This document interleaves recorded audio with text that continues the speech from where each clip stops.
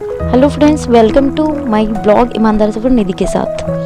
हर सुबह का पहला साथी एक कप चाय और मेरी कॉपी होती है। जब सारी दुनिया नींद में लिपटी होती है ना, तब मैं और मेरा सपना एक दूसरे को पकड़कर आगे बढ़ते हैं। कभी कभी लगता है कि ये किताबें मेरी सबसे अच्छी दोस्त है, हर सवाल हर जवाब का सहारा बनती है। आज फिर से मैं लेट हो गई थी क्लास जाने में। बस तो छूट गई, पर रिक्शा से जाना पड़ रहा है। लेकिन यही तो जिंदगी है ना, रास्ते बदल सकते हैं लेकिन मंजिल नहीं। कभी कभी सोचती हूँ कितना अच्छा होता अगर सिर्फ पढ़ना होता, पर हम लड़कियाँ हर मोर्चे पर खड़ी हैं, घर भी, बाहर भी और अपने लिए भी। मैं तो बस इतना ही जानती हूँ कि मैं जिस भी क्षेत्र में रहूँगी अपना 100% दूंगी, और जो भी कर रही होंगी उसमें अपना 100% दूंगी। खुद से ईमानदार रहूँगी, खुद से सच्ची रहूँगी, तो फिर सफलता तो मुझे मिलनी ही है। और फिर पढ़ाई करने के बाद क्लास से मैं रूम आती हूँ, और रूम में मैंने खाना पीना खाया, और मैं फिर बीपीएससी पीटी का पीवाईक्यू और ये बिहार स्पेशल लेकर, और ये रहे कुछ मोटिवेशन थॉट लगे हुए, इसको देखकर मैं फिर से पढ़ाई शुरू करती हूँ। और फिर पढ़ने के बाद मैं थोड़ी देर पढ़ती हूँ और एक लंबा सेशन लेती हूँ। फिर मैंने पीवाईक्यू सॉल्व किया इसका, और ये सब सॉल्व करने के बाद मैं तो इतनी कहूँगी कि अगर आपने एक लक्ष्य निर्धारित किया है तो आप उसके लिए डटे रहें, अपने साथ कमिटमेंट कर लें।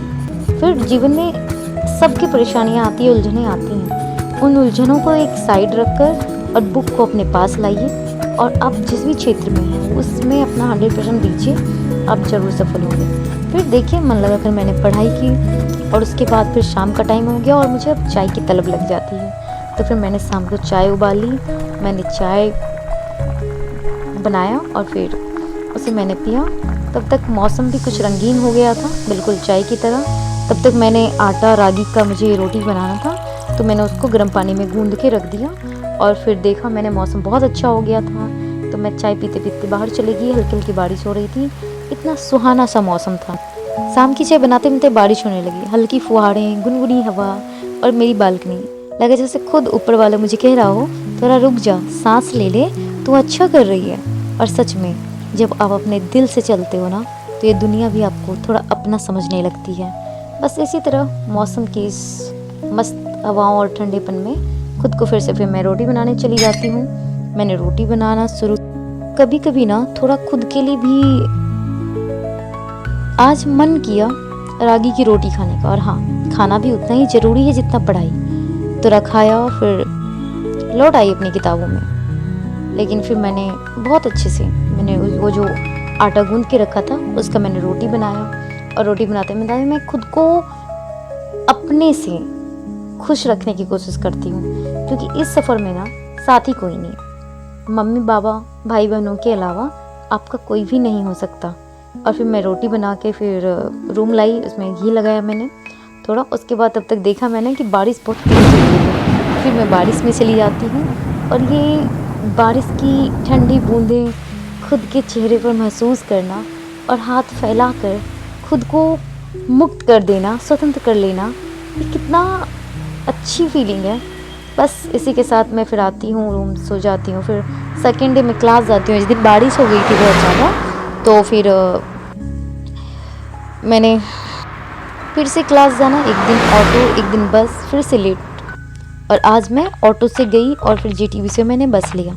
अगले दिन फिर क्लास गई। सच कहूँ तो कभी कभी थक जाती हूँ, लेकिन ये थकान भी मीठी सी लगती है। रास्ते में चिड़िया, पक्षी, और फिर दूसरे दिन में फिर से लेट हो जाती हूँ, और बस फिर से मैं ऑटो रिक्शा लेके निकल गई। सच कहूँ, सच में थकान तो होती है, पर मीठी थकान लगती है जब पता हो ना कि ये सब किस लिए कर रही हूँ। हर दिन का हॉस्टल, घर, लेट होने का पछतावा, और हर बार खुद से कहना बस थोड़ा और, बस थोड़ा और। बस मैं यही कहूँगी कि